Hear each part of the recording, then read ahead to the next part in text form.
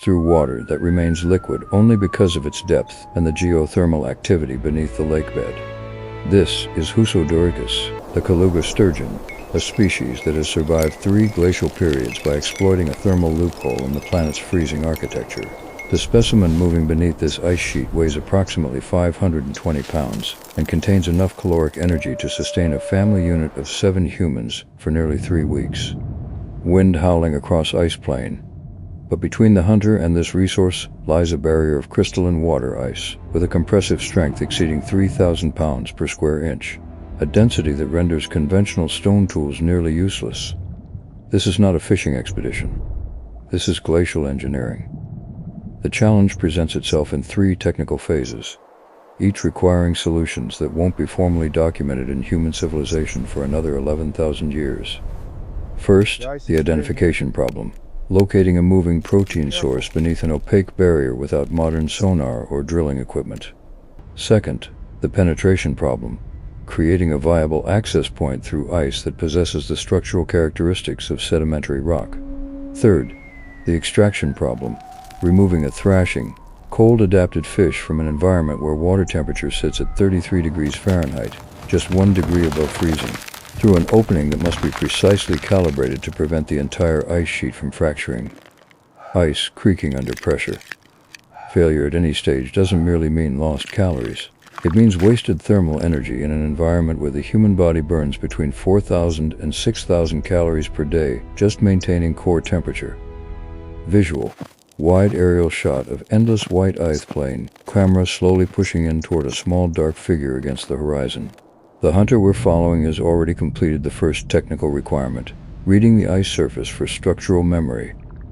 This isn't intuition, this is applied glaciology. Where wind has scoured the surface smooth, the ice appears white and opaque, filled with microscopic air bubbles that formed during rapid freezing. But there, approximately 40 yards from the windward shore, a section of surface ice carries a pale blue translucence. This indicates a pressure ridge, a location where 2 ice sheets collided during formation, creating a zone of crystalline density with significantly fewer air inclusions. The blue tint results from the selective absorption of the red wavelengths in sunlight, a phenomenon that only occurs in ice exceeding 10 feet in thickness. Footsteps crunching on snow. This is the signature. Below pressure ridges, the lake bottom drops away steeply, creating the depth channels where sturgeon navigate during winter months, following thermal gradients that are invisible to surface observation, but readable in the ice's optical properties. The hunter carries 3 tools. The first is a bone probe, carved from the femur of a woolly rhinoceros killed 6 weeks earlier. The selection of this particular bone wasn't arbitrary. Rhinoceros femurs possess a cortical thickness exceeding 1 inch and a tubular structure that provides exceptional rigidity, while maintaining relatively low mass. The probe extends 48 inches in length and has been shaped to a blunt point, the surface polished with fine sand until it achieves a coefficient of friction low enough to slide between ice crystals without generating excessive resistance. The second tool is more complex, a composite chisel with a working edge of nephrite jade seated into a shaft of mammoth ivory, the binding reinforced with sinew from cervical ligaments that were dried under tension to maximize tensile strength upon curing. Visual, extreme close-up of the jade chisel edge, camera slowly revealing the binding work, then pulling back to show the complete tool against white ice. Jade represents one of the most significant material discoveries of the Pleistocene toolkit.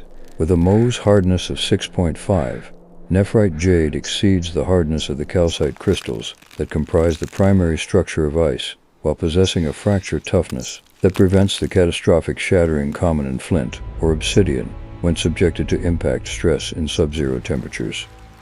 At negative 40 degrees Fahrenheit, most cryptocrystalline stones become brittle, their internal structure compromised by thermal contraction. Jade maintains structural integrity down to negative 70 degrees, a property resulting from its interlocking fibrous crystal structure. The hunter who shaped this tool understood material science at a level that wouldn't be formally quantified until the development of materials engineering in the 20th century. The third tool appears deceptively simple. A coil of braided sinew measuring approximately 60 feet in length, with a toggle-headed harpoon point secured at one terminus. The harpoon itself deserves examination. Carved from the tine of an Irish elk, the point measures 9 inches in length and incorporates a pivoting mechanism that would be classified in modern engineering terms as a toggle-action detachable head. When thrust into tissue, the point enters aligned with the shaft, minimizing penetration resistance. Once embedded, any lateral tension causes the head to rotate 90 degrees perpendicular to the entry wound, creating mechanical resistance that increases exponentially with pull force. This isn't a simple spear. This is a calculated application of rotational mechanics and tissue resistance coefficients. 4 seconds of silence. Visual. Camera at ice level, showing the hunter's shadow stretching across the blue ice as they kneel and begin probing. The location phase begins with systematic probing. The bone probe enters the ice at a precise angle, 60 degrees from horizontal, selected because this approach minimizes the surface area of contact while maximizing depth penetration. The hunter strikes the probe's proximal end with a rounded stone, each impact delivering kinetic energy that propagates through the bone's tubular structure and concentrates at the point. The goal isn't to penetrate the ice completely. The goal is to map its thickness through acoustic feedback. Each strike produces a sound wave that travels through the ice sheet and reflects off the ice-water interface below. By reading the tonal quality of these reflections, by distinguishing between the sharp report of ice over shallow water versus the deeper resonance of ice over significant depth, the hunter constructs a mental bathymetric map of the lake bottom. This process requires 40 minutes. The ambient temperature drops another 3 degrees as the sun angles toward the horizon. Wind intensifying. At 8 locations across a 30-foot radius, the probe detects the depth threshold sought, ice thickness between 14 and 16 feet over water depth exceeding 40 feet. This is the engineering sweet spot. Ice thinner than 14 feet carries excessive fracture risk, liable to catastrophic failure once a hole is introduced. Ice thicker than 16 feet requires exponentially greater energy input to penetrate and offers no structural advantage. The hunter marks the optimal location with a cairn of snow blocks. Then begins the most thermally expensive phase of the operation, cutting the extraction shaft. The chisel work follows a geometric progression that mirrors drilling techniques that won't be formally developed until the advent of rotary drill bits in the 19th century. The hunter doesn't attempt to chip ice away in irregular chunks. Instead, the chisel removes ice in a spiral pattern, working around a circumference of approximately 18 inches in diameter. This diameter isn't arbitrary. It represents the minimum opening required to extract a large sturgeon without allowing the fish to gain lateral leverage against the hole's perimeter, while remaining small enough to preserve the structural integrity of the surrounding ice sheet. Visual. Time-lapse sequence showing the hole deepening, ice chips accumulating around the perimeter, light changing as hours pass. The physics of ice removal present a cascading series of challenges. At the surface, the ice is coldest, averaging negative 35 degrees Fahrenheit, and contains the highest density of air inclusions. These air pockets actually provide strategic fracture points. The chisel edge propagates cracks through the crystalline matrix, and the hunter removes ice in hand-sized plates. But as the hole deepens past 3 feet, the ice characteristics transform. Temperature moderates to negative 15 degrees, and the crystal structure becomes more uniformly dense. The work slows. Each chisel strike now removes smaller fragments. The hunter must clear ice debris from the hole every 12 to 15 minutes. Otherwise, the accumulating chips begin to insulate the working surface, requiring greater force to achieve penetration. 6 feet down, the hunter encounters the pressure metamorphic zone, the depth at which the weight of overlying ice has compressed the lower crystals into a denser phase structure. The chisel must now strike with precisely calibrated force. Too much impact energy, and the tool risks shattering. Too little, and the edge simply skates across the ice surface without achieving purchase. The solution involves a rhythm. 3 light tapping strikes to initiate a microfracture network, followed by 1 heavy blow to propagate the cracks. Rhythmic chipping sounds echoing. This is not labor. This is precision manufacturing under environmental duress. 9 feet deep, and the ice begins to transmit a different acoustic signature. The chisel strikes produce a sound that carries a hollow resonance, a tonal quality indicating the proximity of the ice-water interface below. The hunter slows the work rate, now removing ice in smaller increments. The reason for this caution becomes apparent at 12 feet. Here, the pressure gradient approaches its maximum. The weight of the overlying ice column creates stress forces that radiate outward from any discontinuity. A poorly managed hole at this depth can initiate a radial crack pattern that propagates outward at speeds exceeding 60 miles per hour, potentially creating a fracture network spanning hundreds of feet. The hunter is now operating within a margin of error measured in fractions of an inch. Visual: POV shot looking down into the deepening hole, light refracting through the increasingly blue-tinted ice. At 14 feet, water begins to seep into the hole's base. This is meltwater, generated by the frictional heat of the chisel impacts and by the pressure differential. The presence of liquid water introduces a new problem: thermal dynamics. Water at 33 degrees Fahrenheit is significantly warmer than the ice at negative 15 degrees. This temperature gradient creates an immediate refreeze risk.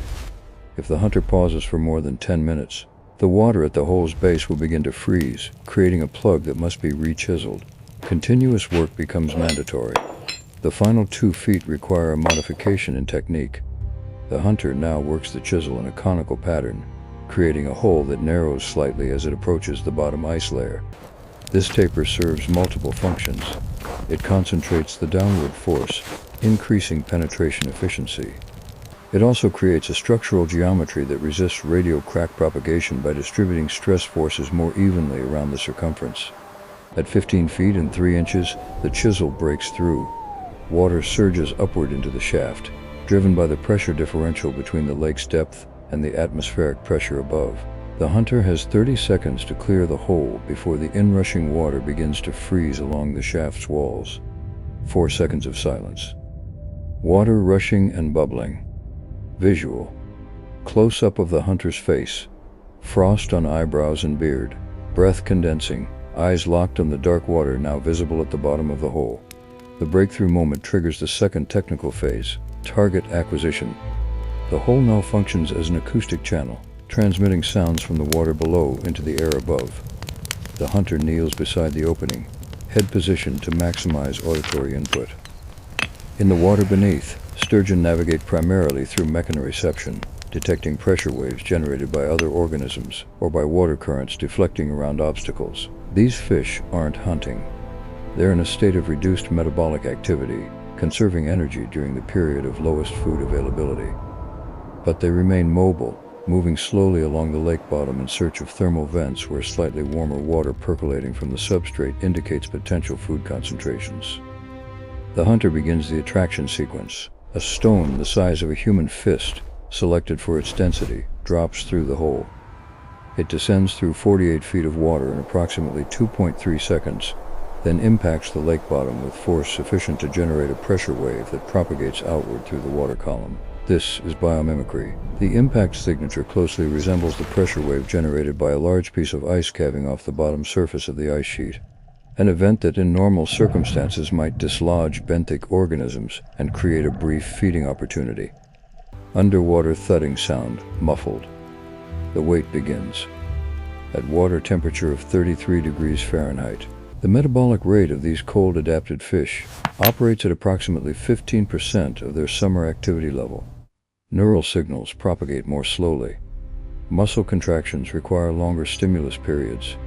A sturgeon detecting the pressure wave at a distance of 200 feet might require 8 to 10 minutes to navigate to the source. The hunter uses this interval to prepare the harpoon system, laying the sinew line in careful coils that won't tangle during deployment. A tangled line means a lost fish and lost calories that cannot be recovered.